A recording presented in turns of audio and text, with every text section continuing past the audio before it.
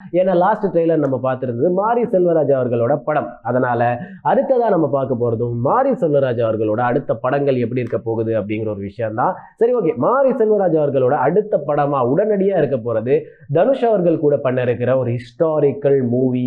S, ரொம்பவுமே சூப்பராக ஒரு ஹிஸ்டாரிக்கல் மூவி கிரியேட் ஆகப்பட்டுக்கிட்டு வருது அப்படின்னு மாரி செல்வராஜ் அவர்கள் வந்து பல இடங்கள்ல சொல்லியிருந்தாரு. ஸோ தனுஷ் அவர்களுமே கூட இந்த ஒரு படத்துக்கு ரொம்பவுமே எக்ஸைட்டடாக இருக்காரு அப்படின்னு அவருமே கூட பல இடங்கள்ல சொல்லியிருந்தாரு.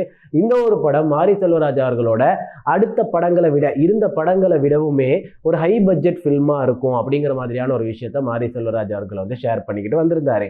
அதை தொடர்ந்து அடுத்த படமா இருக்கிறது வந்து இன்பநிதி அவர்கள். எஸ், உதயநிதி அவர்களோட மகடான இன்பநிதி அவர்கள் கூட ஒரு படம் பண்ண இருக்கிறதா மாரி செல்வராஜ் அவர்கள் வந்து சொல்லியிருந்தாரு. ஸோ அதை தொடர்ந்து அடுத்ததா கார்த்தி அவர்கள் கூட ஒரு படம் பண்ண தயாரா இருக்கிறதா கூட மாரி செல்வராஜ் அவர்கள் சொல்லியிருந்தாரு. ஸோ இந்த எல்லாமே கன்ஃபார்ம் ஆயிடுச்சா அப்படின்னு கேட்டுக்கிட்டீங்கன்னா, மாரி செல்வராஜ் அவர்கள் வந்து சொல்லியிருந்த விஷயம் தான், இது எல்லாத்துக்குமே நான் அப்ரூவல் வாங்கிட்டேன், எல்லாருக்குமே கதைகளும் பிடிச்சிருக்கு, கூடிய சீக்கிரம் வரிசையா அடுத்தடுத்து அந்தந்த படங்கள் வந்துகிட்டு இருக்கோம், நீங்களுமே கூட பார்த்து என்ஜாய் பண்ணலாம் அப்படிங்கிற மாதிரியான ஒரு விஷயத்தை தான் மாரி செல்வராஜ் அவர்கள் அவரோட இடங்கள்ல சொல்லியிருக்கிறாரு.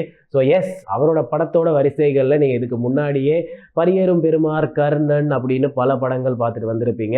இந்த மாதிரி ஒரு ஆசமான கதைக்களம் அப்படியே கொண்டு வந்தோம்னா ஸ்க்ரீன் பிளேயையும் அழகாக கொண்டு வந்து சேர்த்தா மக்கள் மத்தியில் ஒரு பெரிய ரீச்சே கிடைக்கும்